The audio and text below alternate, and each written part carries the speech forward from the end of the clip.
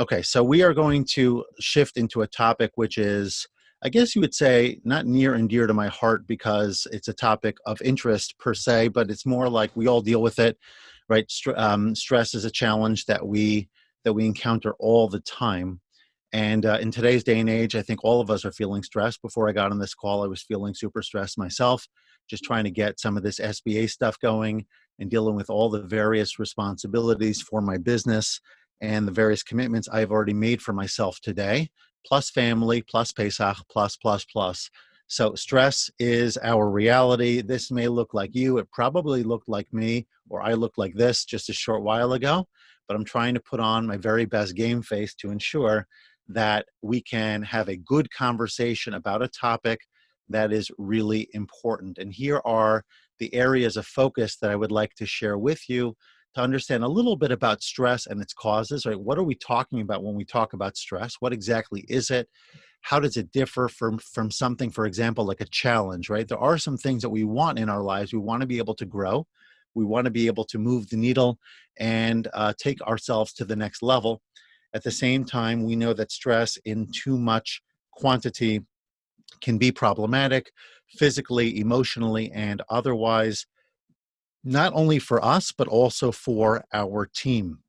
And so we want to be mindful of how do we create an environment that is growth oriented and yet at the same time doesn't push people too hard, too far to the point where they break or their engagement, their motivation decreases because they're just feeling overwhelmed. They start to look elsewhere for work because we're putting too much pressure on them. And once we have that conversation, we're also going to talk tactically and practically about tips to reduce stress and how to and as a result, hopefully we'll be able to dive into this a little bit, the idea of increasing productivity, because often the two of them go together. But I will focus on the stress piece of it. And by the way, I do want to mention, before I forget, there is a link I'd like to share with you, which is a link to my website, specifically to my stress ebook. I'm going to grab that right now and put it into the chat so that all of you can see it.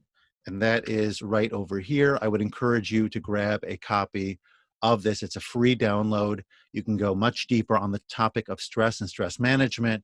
It's called Managing Workplace Stress, and you could access it at impactfulcoaching.com/stress ebook. Okay, so that's in the chat, and I would encourage you to go and grab it. But I included it verbally as well for those of you who are going to be listening later on and grabbing the recording that way. Okay, so a little bit about me. I'm a former teacher and school leader turned executive coach and organizational consultant, and I focus primarily on issues of productivity, helping people who are struggling to get the right work done in the right quantities and still have a life, to do all of the above so that they can have the balance that they want, they can feel successful in the workplace, and yet at the same time have the kind of personal life that they so desire. And you'll notice on the bottom, this part-time gardener is in fact becoming more full-time as I have more time at home. And at the same time, it's the right season for me to be out in the garden. So it's a fun thing for me to be doing. And thank you for indulging me in that little tidbit about myself.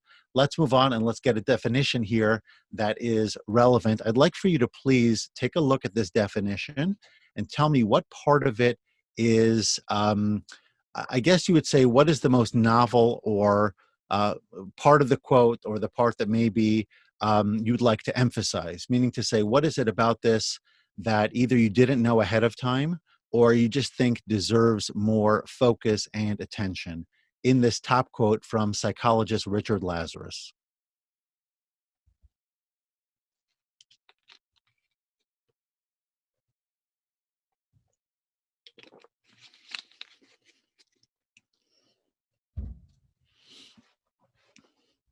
Once again, encouraging everybody to please use the chat, get the conversation started. I will read it, and I'm hopeful that you will respond.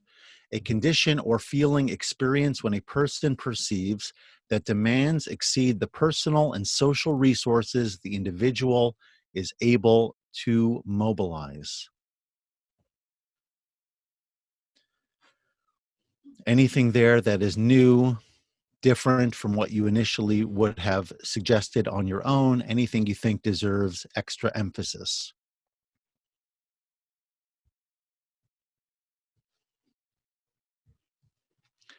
Okay, so we're working a little bit harder today, but that's okay. So first of all, it's a condition or feeling. That's an important piece here, right? So it's something that I feel as a result of something else. And why do I experience this feeling? Okay, I'm going to take a look at your comments, Sam, in just a moment. Bear with me in greater detail. But when I perceive, now we're going to use the word perceive with a little bit of emphasis, because the idea here is not this is what is the reality, it's my perceived reality, but the reality is that there's really limited difference between the two, because if I feel it, that's the reality in which I am operating. Okay, so if I feel that the demands of me, whether they're personal self-imposed demands, whether they're externally imposed demands, exceed my ability as well as the ability of my environment to mobilize, exceeds my ability to respond to it in effect. In other words, if I feel that you're asking more of me than I have the capacity to respond to, and do so in a way that is on point and going to, produce a solution that ultimately will create a condition or feeling in me. And that feeling ultimately can produce difficulty or challenge. Stress, frankly, is a matter of putting pressure on something. Okay, so going to Sam's comment now, how do we move from our external environment? I'm sorry, maybe two different comments here. Our external environment stress to take control of our internal feeling. Oh, yes, there is a dynamic between the two. There's a balance, and we have to figure out how do I create the right kind of response to different situations. So our job itself is less the problem as much as the fit, and that's the emphasis over here. We have to determine what is the proper fit for the individuals involved. Some people can handle things with relative ease. Some people have a very difficult time when pressure is put, or what they perceive as undue pressure. So at its core, stress is not a one size fits all. It's not that everybody, like I said, responds to every situation in the same way, but the wrong kind of fit is going to create stress for people. And if it's negative stress, that typically will compound and produce some physiological and other challenges.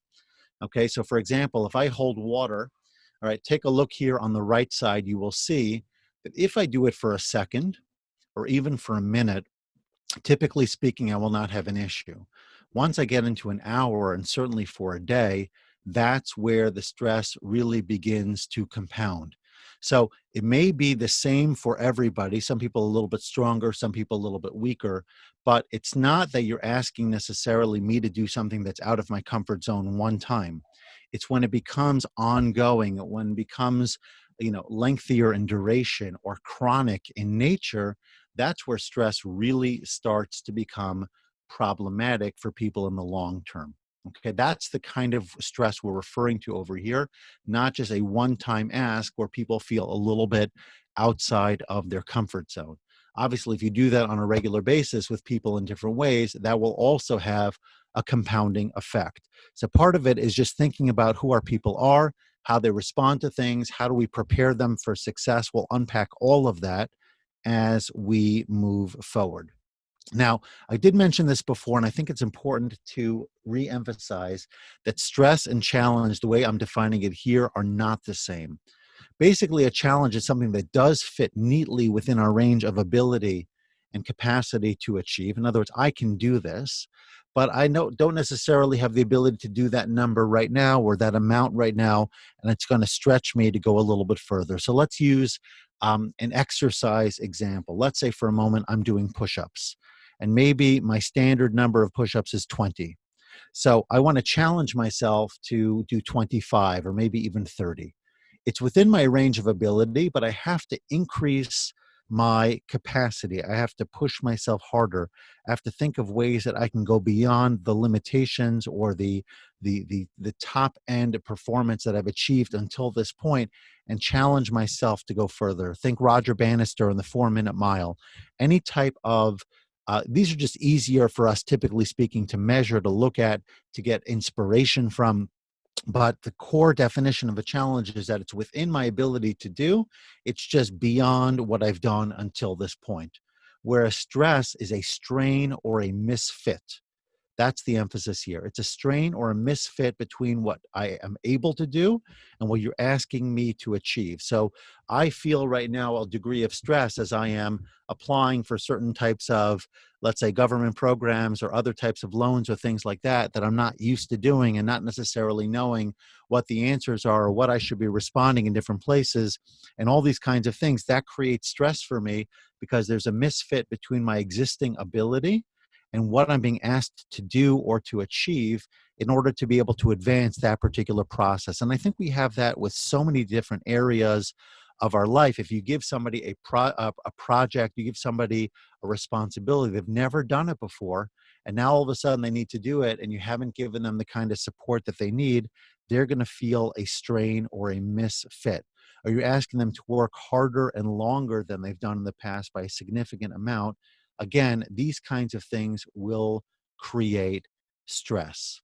If I'm not being clear, by the way, on anything that I'm sharing, please don't hesitate to type it in the chat. I would love to make this an active conversation, and I encourage everybody to participate in that way as best as you can.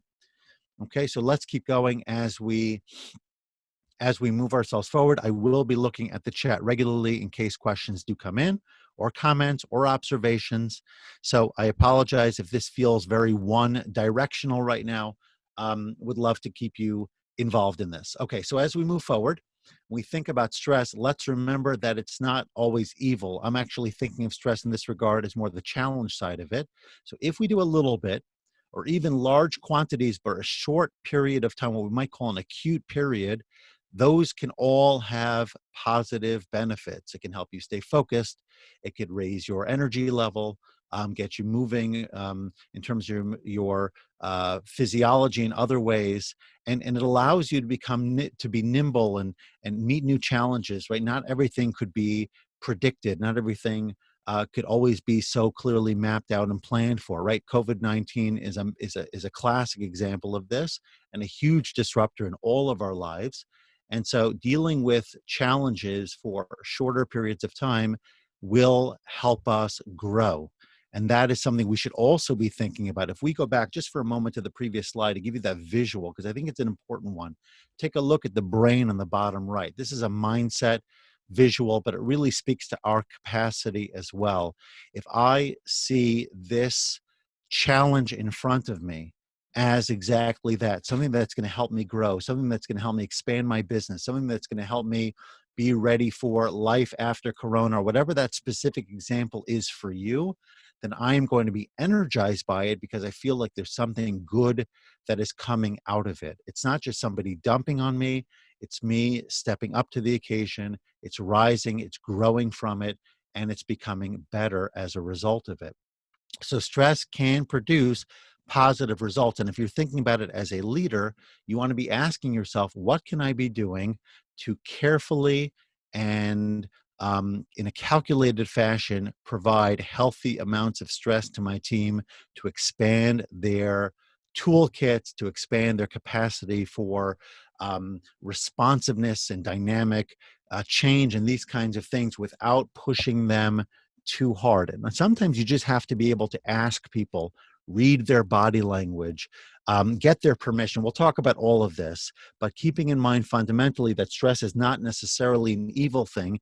If produced in the right level, is a very important consideration in general and specifically for our conversation this morning. And here you see a visual. Sorry that it's not the most clear, a little bit on the grainy side, but you'll notice that there's a good stress to distress range here. The good stress is on the left, the distress is on the right, okay? Where I move from left to right, upward and to the right side, as I increase my performance and I arouse the stress, there's a healthy level of tension. And then I get into what's called my comfort zone. You might see that dark shaded line moving upward with a slightly slanted top towards the left side. And then we reach what's called the hump, which is where fatigue starts to kick in.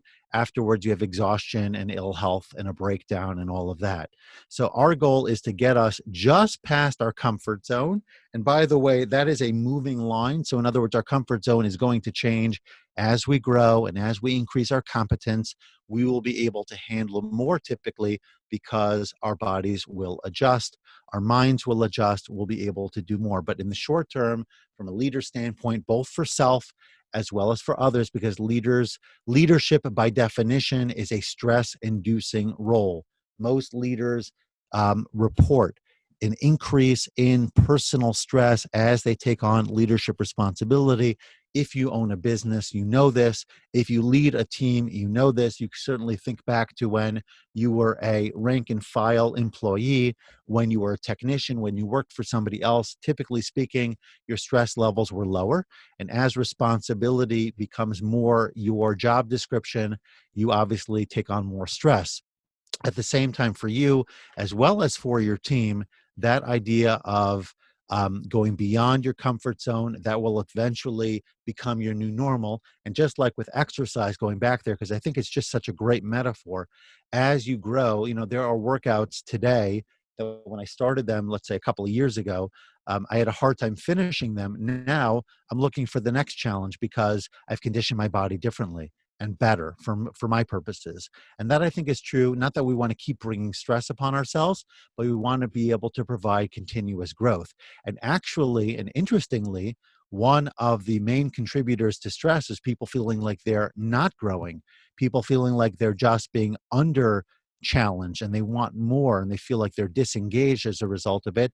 That actually causes stress too. So it's a two-way conversation. On the one hand, we want to stress people enough or challenge them enough that they feel that they're growing, but we don't want to go so far as to make them feel that they are fatigued and exhausted and ultimately start to demonstrate ill health and make bad decisions for what they should be doing, how they cope with the stress. A lot of those coping mechanisms are not good for them, and these are things that we want to be avoiding. Are there any comments or questions on what I've shared so far before I move forward? And I'm going to quickly slide through backward to some of the points that we talked about to trigger your mind. Let me know if you have any questions over here. If everything makes sense, just type in all good, please. This way I know that we're in a good place and we can move forward accordingly. Again, just working back the slides for a moment to this point, let's say, to make sure that everybody remembers where we've been thus far.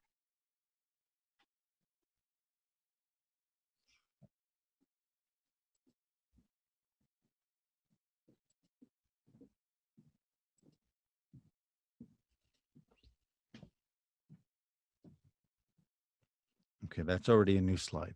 I didn't see anything in the chat, so I'm going to assume that we're good. Thank you, Schleimy, for that feedback. And we will move on for now, but let's keep in mind that, again, this is all, I guess you would say, situational. So there's no one size fits all here. But what we want to do is we want to be picking out or selecting, self-selecting tips as in content as well as strategies that will work for you and your environment. So depending on the kind of work that you do, the kind of team that you run, whether you're still on site or virtual, all these things are going to vary. The main thing, like I said, is trying to figure out what would best suit you. And I would definitely encourage you to grab a copy if you didn't already of that ebook, or at least open up that link so that you can grab it later, because there's a lot more there that I can share with you that I cannot share in the time that we have together. Okay.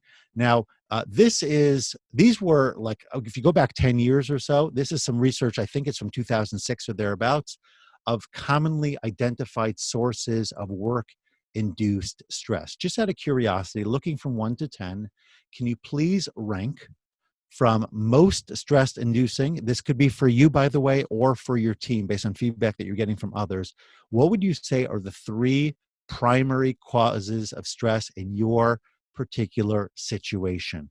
Okay, so for example, if deadlines, number 1, is the biggest issue for your team, or we talked about number 7, right? Unengaging work, it's boring.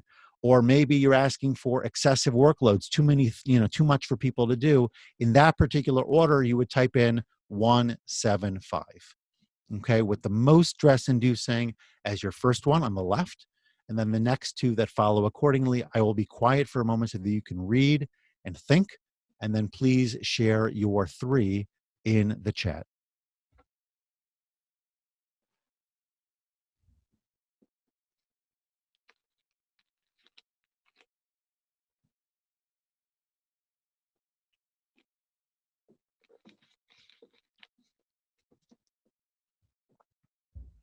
Again, this is all pre corona.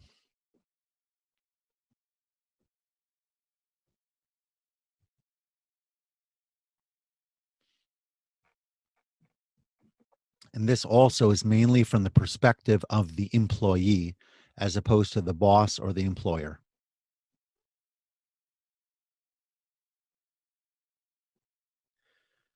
So if you are a boss and you want to answer from the perspective of your employees, that's totally fine.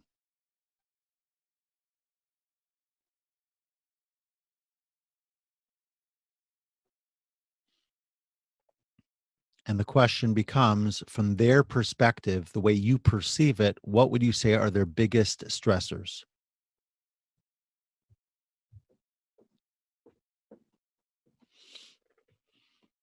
Chaim, the answer is yes. Let me give it another minute or two, see if I can get a response to my original question. Again, the ones that you think are the biggest stressors for you or your employees, with the biggest one going first.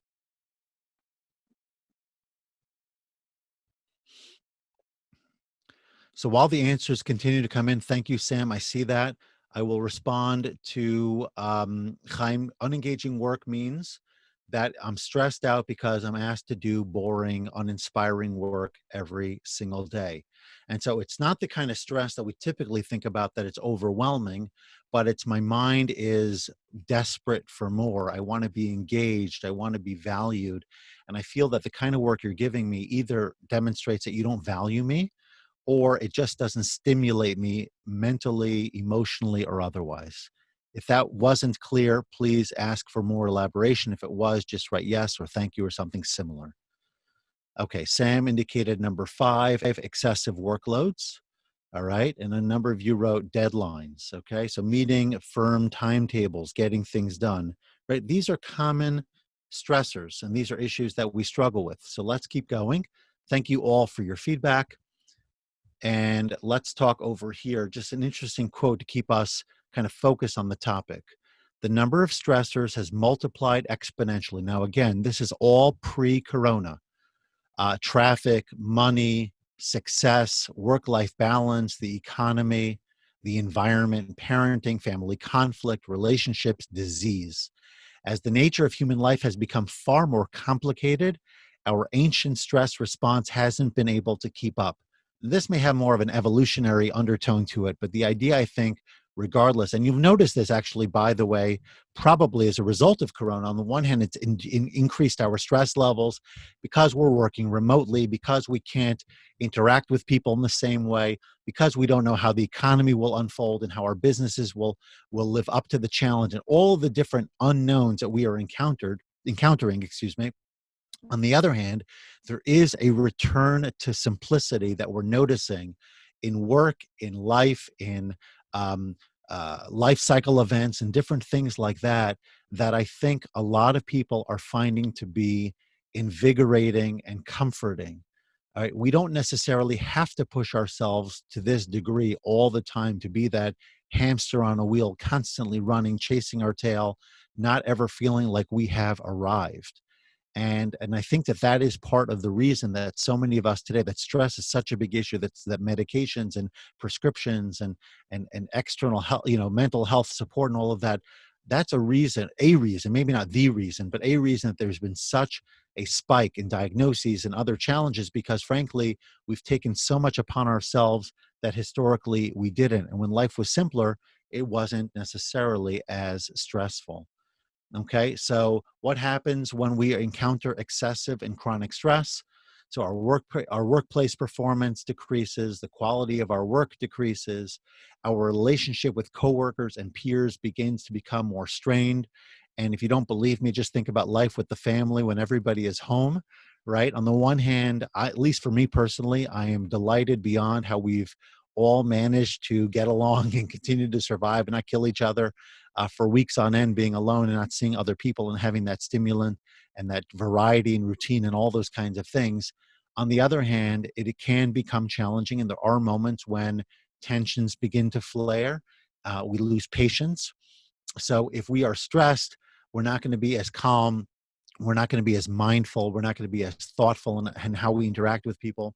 And our relationship with superiors in particular will dip because of the fact that we will feel that they are the source of our stress. And if you're a leader, it would be the opposite.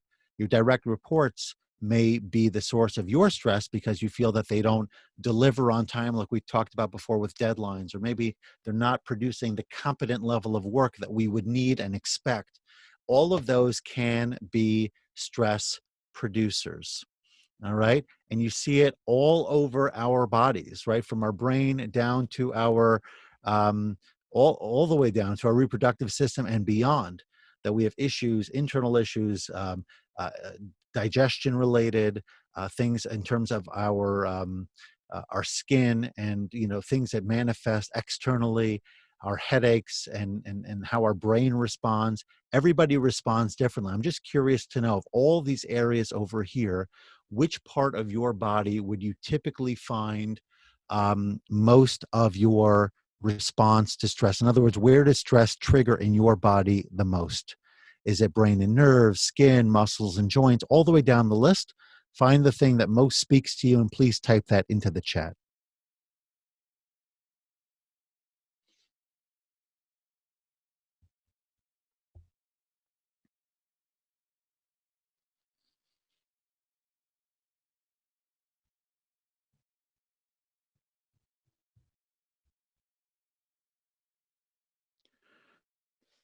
Okay, so I will respond in the interim, and I will say that for me, it's in the brain and nerves. Although I'd like to say that I handle stress relatively well. That's just my own personal sense. I don't know that it's true. But for me, when it does manifest, it's in the brain and nerves more so, I think, than anywhere else. But clearly, you see here that chronic stress can affect us in a variety of ways. And it's very possible that we have multiple responses to stress, and none of them, typically speaking, are good. Okay, so for leaders in particular, here are some additional stressors. The leadership role we talked about in general, stress levels are higher. We feel in many cases that we have more demand on our time, that we have to be accessible more often, that we don't necessarily have the resources to respond to people properly. We're trying to do more with less and do it faster because we live in an environment where that is the expectation, right? Whether it's created by our own customer service levels, the Amazons of the world with everything overnight, everything immediate, fast food, etc. We feel this pressure to respond very quickly, and we try to do more even though we're bootstrapping and don't necessarily have the resources. And if you think that your task list or your to-do list will ever end, it doesn't. It's ongoing. And as a result of that, we feel stress. And the other factor, number two at the bottom, is that sometimes we feel, as leaders, we feel isolated, right? We don't necessarily feel that we have people to turn to. We don't feel that we have people who are able to understand us. And in fact, I'm in the process of creating a mastermind group specifically for small business owners and entrepreneurs, in part because of this social support stress dilemma that many leaders feel, that they need to have others that are in a similar situation to them, that can commiserate, that could share ideas, that give them an opportunity to be vulnerable, give them an opportunity to learn, which they don't necessarily feel comfortable doing with their direct reports, employees, etc. So these are important. And if we don't provide a solution, it will produce stress. So let's go through some strategies here, some proactive as well as reactive. The proactive strategies are on the left side, the reactive on the right side. When we talk about proactive strategies, what we're talking about are things you could do in advance that if you do them consistently, they will diminish or minimize, if not stop completely, the stressors that are plaguing us. Let's look at those first quickly. We'll go through all of these in greater detail shortly. Okay, so develop healthy daily routines, whether that's taking care of yourself, the way you sleep and eat, the regular pieces that keep you focused and moving in the right direction, generally staying organized, taking breaks on a regular basis so you don't get overwhelmed by your work, being clear on your values, your why, what drives you, prioritizing doing the right things, the most important things, etc., establishing clear boundaries when you're available, when you're not, and resisting perfectionism. Okay. So resisting perfectionism is something many of us need to do because oftentimes we want everything to be perfect, and perfect is the enemy of good.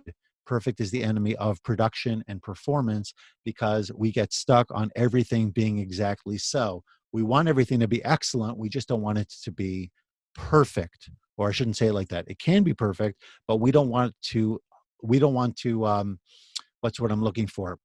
Be so focused on perfection that it keeps us from moving forward. And reactive is once we're already feeling stressed, there are a number of different strategies over here. Let's take a look at these. I see Chaim already commented on making a joke of it, right? So that's an interesting one. We could talk about that more. Is there anything else here that you would say either is something that you do or something that you'd like to learn more about?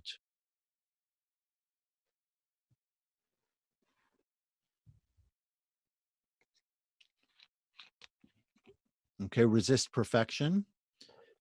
So that's on the other side. Thank you, Jacob, for that. I don't know. You could write the word new if it's a new strategy. If you want, if it's something you want to learn more about, write the word learn.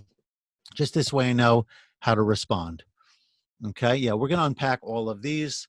Let's actually jump into that because I want to make sure that we stay on time. And that's an important consideration as well, especially if we want to do any Q&A on the back end. All right. So let's talk about self-care. I think it's pretty self-explanatory, though it's easier said than done, right? Putting things on our calendar, making sure that we block out time for exercise, that we keep proper uh, quantities of water and we're drinking the right kinds of things in regular quantities so that we are properly hydrated. We eat nutritious food. We take breaks. All of these things matter. All of these things will help us regulate our bodies and our minds to produce the very best work. Okay. Actually, I did not include. So let me go back there for a minute. Let me see here. I'm trying to remember. Let's go back there for a minute. I'll get back to those tips soon. All right. Let's stay over here for a second because I now realize that I didn't have all of the specifics on separate slides, which means that we can do our deeper work right here. Okay. Let's go back to proactive for a moment. Is there anything there that you would like more depth or conversation on before we move over to reactive? So again, we're starting on the left side. What is it from these strategies over here that you would like to learn more about? I'll talk, briefly about each one in slightly more detail as I keep another eye on the chat. So healthy daily routines we talked about. That's about self-care, maintaining things so that you're not pushing yourself, burning your candle on both ends and running out of gas. Getting and keeping it together. You should have an organized workspace. You should have routines. You should know where everything is, whether that's computer files or physical documents. The more organized you are physically, the more organized you will be mentally and emotionally, and that will reduce stress levels. Take regular breaks. Don't view a break as a bad thing or something that only weak people do. Proactively taking breaks will sustain you for more time. Okay. Yeah. Slow-mo workout exercise is important. Okay. So I think we already discussed that, but happy to go deeper if you would like. Getting clear on your values. Again, why do I do what I do? What are the things that are most important to me and keeping them front and center?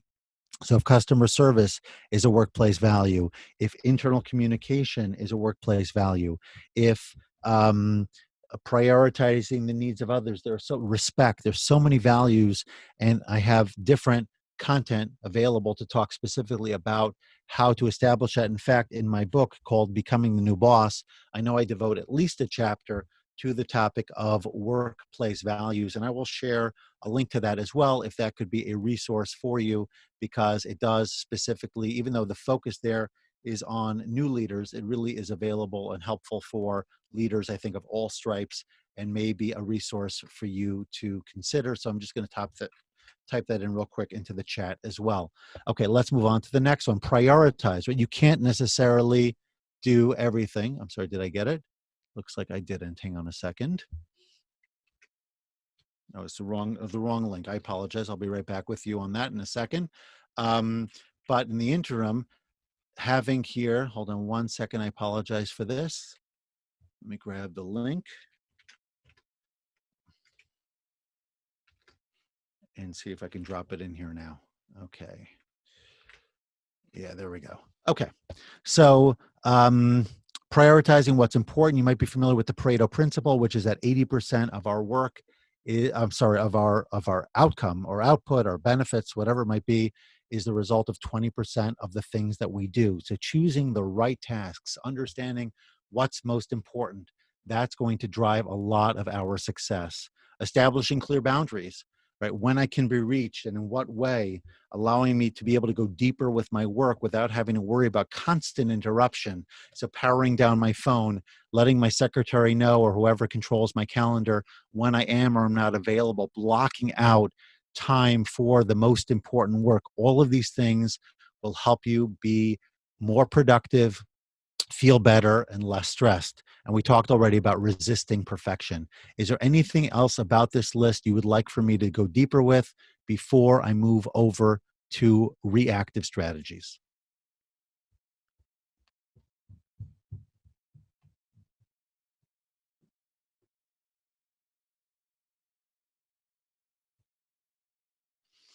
Okay, so I'm going to continue to talk in the interim, and I'm looking at the chat as well to see if there's any feedback there.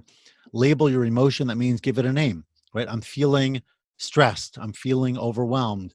You might even give it a cute name, that kind of thing, if you want. Like, oh, here comes Johnny again, and Johnny represents a particular kind of emotion that you feel when things are not going well. It could be anger, it could be distrust, it could be a lot of different things. Giving it a label, recognizing it, sort of acknowledging, it's almost like a metacognition. It's thinking about how you think or thinking about how your brain responds or how your emotions respond, and acknowledging it, giving it a name is already a step to releasing it and a step towards taking the right action around it. Keeping track. How often do I stress? Under what circumstances? What kind of emotions do I feel? Literally keeping track is going to help you. The frequency of stress, the acuity of stress, all of these things, if the more you keep tabs of it and have some data to refer back to, it'll guide you and support you moving forward. We talked about tidying up your workplace, making sure you feel organized, or take a moment to just clean your desk. It may feel not productive, it'll actually help you tremendously and reduce your stress levels. Inform people that you are feeling stressed. Let them know if they're making a contribution to that, or just sharing that in general will help you to release some of it, because otherwise it can be pent up within us.